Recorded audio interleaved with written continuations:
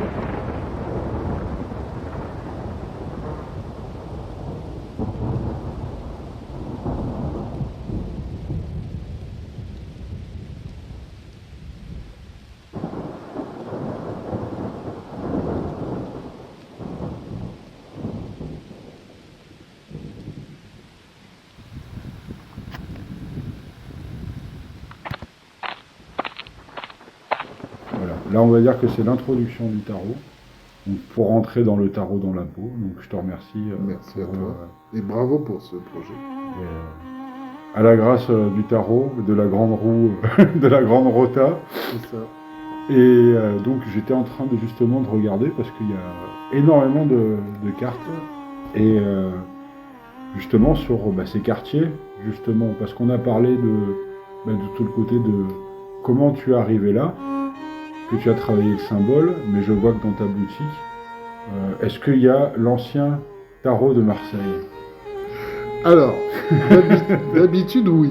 Ah, d'accord. Je suis à poil là-dessus, mais j'ai pas repassé de commande pour l'instant, mais oui, je l'ai, je le propose. D'accord. Cet ancien tarot de Marseille.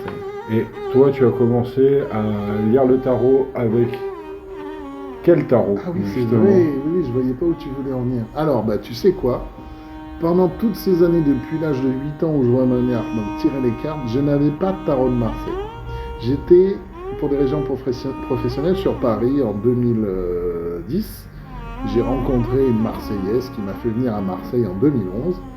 Et mon premier tarot de Marseille que je me suis acheté, c'était à la librairie Le 3e millénaire à Marseille, je ne sais pas si tu la connais, qui est un peu spécialisée ésotérique. Et bizarrement, on aurait pu se dire, ouais, t'es dans une boutique spécialisée, c'est un tarot super original, historique que tu as trouvé. Non, c'est la version du Nicolas Convert, tu sais, qui est photocopiée, la boîte un peu beige là, des éditions Héron à l'époque. Aujourd'hui, c'est plus ça. Donc je le propose, je l'ai plus en ce moment aussi. C'est l'ancien tarot de Marseille de Grimaud ne m'a jamais attiré. Je l'ai jamais eu entre... Enfin si, mais moi je l'ai eu entre les mains, mais je ne l'ai pas acheté pour moi. C'est celui-là que je voulais, et je l'ai encore, et c'est celui qui me suit dans mes voyages. La boîte est dépiotée, mais je l'ai dans ma sacoche quand je pars en vacances, etc. Au cas où on me demande des tirages. Donc c'était la version Héron. C'est vrai, j'avais oublié ce détail. Mais je l'ai eu, tu vois, c'était qu'il y a 12 ans. Non, même plus, 13 ans maintenant. C'est fou, j'avais pas de tarot avant. Et je m'en suis servi vraiment, un an après ou deux, quand j'ai eu cette formation. Le Héron, Nicolas Convert, photocopie de la Bibliothèque nationale de France. C'est fou. C'est bien parce que finalement, toi tu fais parler les gens sur des cartes, et moi je te fais parler sur le tarot. C'est vrai, c'est exactement ça.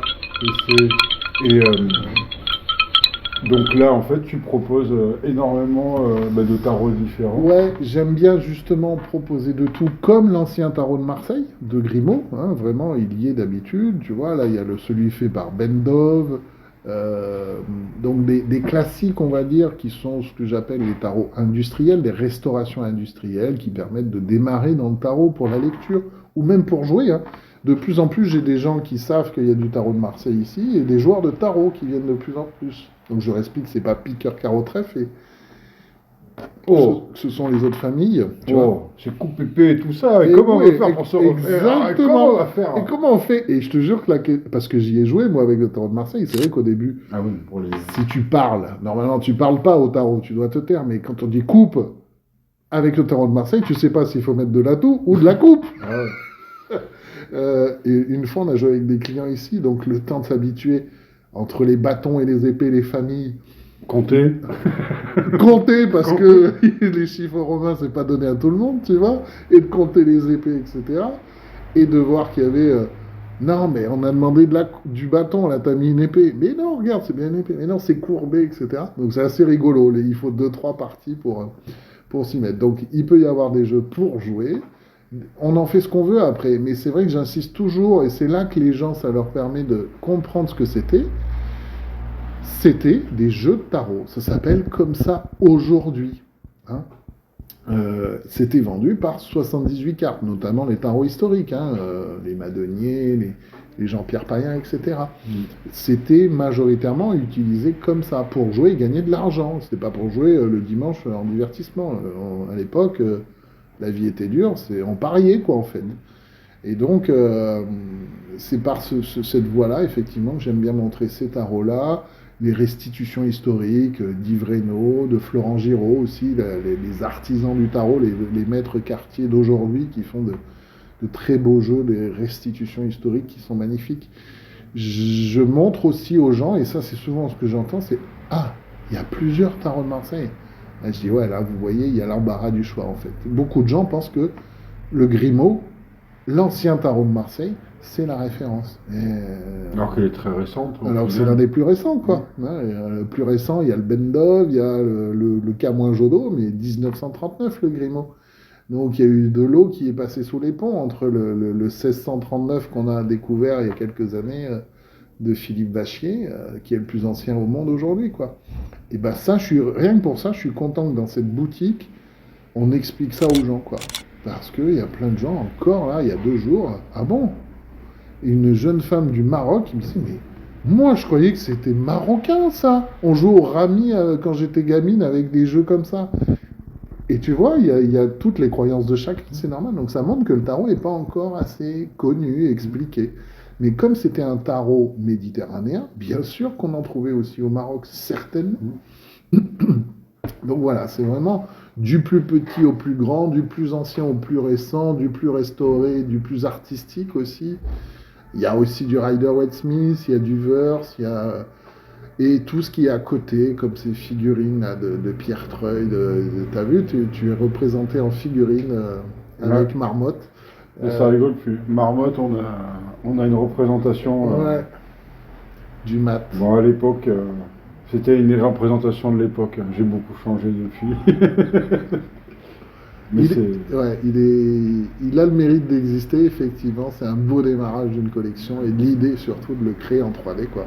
Ah, mais c'est une très très bonne idée. Parce qu'il faut imaginer qu'est-ce qu'il a derrière. C'est ce qu'il me disait, Pierre. Il dit, qu'est-ce que je vais faire quand je vais avoir le diable?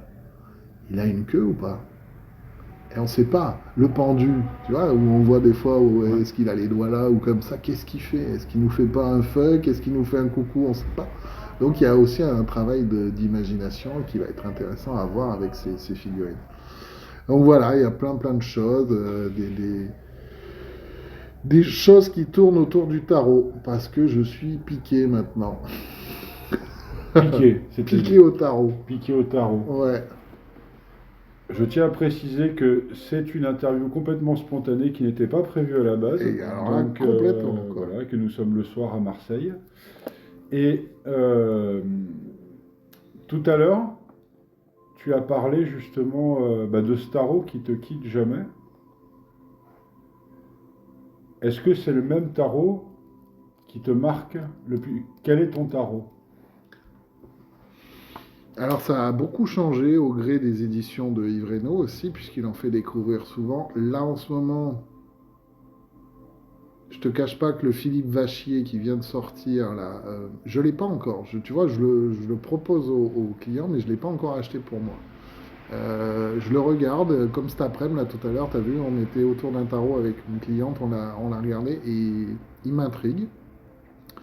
Moi, le tarot par excellence que je préfère, c'est celui de Philippe Rochias. Il me plaît. Pourquoi? Je ne saurais pas du tout l'expliquer. Il est très peu connu. Je ne l'ai même pas en ce moment, tu vois. Mais celui-là, il résonne en moi. Et pourtant, c'est pas celui que j'utilise pour faire les lectures. Oui. Parce qu'il y a les tarots que j'aime historiquement, en collection. Voilà, c'est vraiment le Rochias que j'adore. Et pour les lectures, j'en utilise un autre qui est tout simple. C'est une restauration d'Igor Barzilai. Je ne sais pas si tu as entendu parler dans ton périple. Il est en Vendée, je crois. C'est Igor, si tu nous entends. Igor, au passage, ben, j'espère, parce que pour répondre au message, Igor, au secours, quoi. Et ben, c'était le tarot sur lequel mon prof m'a appris le tarot, en fait. Et j'ai adoré les couleurs. C'est un convers, hein, restauré, mais avec des couleurs, je trouve, très agréables et qui montrent bien les choses. Et je déroge pas à ce jeu depuis maintenant, ouais, 10 ans. Euh, je le trouve très beau pour les lectures. Euh, Maintenant, il y a. Après, ouais, j'ai pas un tarot, vraiment, je réfléchis. J'aime beaucoup le Vieilleville. J'adore le Vieilleville, tu vois, mais c'est pas mon préféré. Je l'aime beaucoup parce qu'il a des arcanes qui sont fabuleux. J'adore son astronome, j'adore son diable. Ils sont juste magnifiques. Donc, ouais, je dirais le Rochias pour la collection. Et après, en lecture, moi, le Convert fonctionne bien. Mais jusqu'à quand? J'en sais rien. Bon, malheureusement, le temps est manquant pour d'autres occupations. Donc, la dernière question que je vais te poser, quelle est ta carte? Ma carte préférée, c'est clairement la tempérance. Justement, manque de temps, tu dis, tu vois. Prenons encore un peu de temps. Ouais, cette carte-là, pourquoi? Pareil, j'en sais rien. Est-ce que je pense que c'est le mot. Vraiment, ce mot-là, la tempérance, c'est un peu ce qui me définit depuis gamin, d'être celui qui va régler les conflits, qui va apaiser, celui qu'on vient raconter ses histoires de cœur, trouver des solutions. C'est peut-être aussi pour ça que je suis arrivé euh, à changer de vie professionnelle parce que bah, j'ai décidé à l'âge de 30 piges d'assumer le magnétiseur que j'étais, puisque je le sais depuis 10, 12, 15, 16 ans, pardon, et de le faire vraiment pour le partager non plus à mon cercle familial, d'en faire un métier, euh, de, de, vraiment d'apaiser, de tempérer les comportements, enfin voilà, d'être assez, de faire des méditations aussi, j'aime beaucoup faire des méditations, ici on en a fait en groupe ou sur YouTube, de travailler en hypnose aussi, d'avoir cette voix de ok, on tempère un inconscient, le temps de travailler sur quelque chose. Pareil dans les lectures de tarot, c'est ok, des fois on peut entendre des choses, des traumatismes des gens qui ressortent pendant une lecture. Ok, cool, c'est bon, on va y aller. Donc ce mot-là, moi j'aime bien les gens qui sont tempérés. Mais en fait, quand il y a tempérance, c'est parce qu'il y a quelque chose d'extrême qu'il faut tempérer. Par extrêmement plus calme, quelqu'un d'extrêmement en colère. Donc tu vois, on pourrait penser que, ah oui, il aime ce côté tempéré, juste milieu. Non, non, c'est le juste milieu, il y est parce que c'est une addition d'un plus, d'un moins, de deux extrêmes. Et j'aime bien ce côté. Et dans son premier degré graphique de cette carte, c'est ça, quoi. C'est vraiment, je transvase quelque chose. On peut imaginer l'eau dans le vin, ou peu importe, ou juste c'est de l'eau. Je fais passer quelque chose dans quelque chose d'autre. Tu vois, elle est là-haut, en gros, je la regarde, elle est en face de moi toute la journée. Et quand je réfléchis, je suis braqué sur elle, tu vois. Euh, je la trouve belle. C'est une belle femme avec des ailes en plus, c'est génial. Je sais pas, c'est une carte qui vraiment m'apaise et je trouve que toutes les autres cartes du tarot, je les adore, mais elles ont tous quelque chose d'un peu chaotique.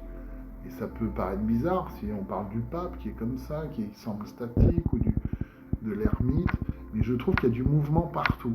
Là, il y a du mouvement, mais très délicat, tu vois, c'est fluide, c'est de l'eau qui coule, et on peut imaginer qu'elle se balance de gauche à droite, on peut s'imaginer que ses ailes, elles bougent un tout petit peu. Euh, ouais, cette carte-là, parce qu'elle a une prédominance de bleu sur la plupart, il y a du bleu, il y a du rouge, elle est 50-50. Mais son bustier est bleu et puis les manches sont rouges. On voit une plus grosse partie du bleu de sa robe Sur certaines cartes, on peut y voir un serpent aussi à ses pieds. Et c'est un animal que j'aimerais posséder, mais par respect pour eux, je n'en ai pas. J'adore les serpents, je les trouve très beaux. Il y a plein de choses là-dessus, sur cette carte, qui fait que c'est ma carte préférée. Le 14, c'est pas mon chiffre préféré. Moi, j'aime le 7, j'aime le 5, tu vois, mais 14, ça sonne bien. Je sais pas comment dire, tu vois. Et puis 1 et 4, on a ce 5 qui est là, et 7 fois 2, on a le 14 aussi.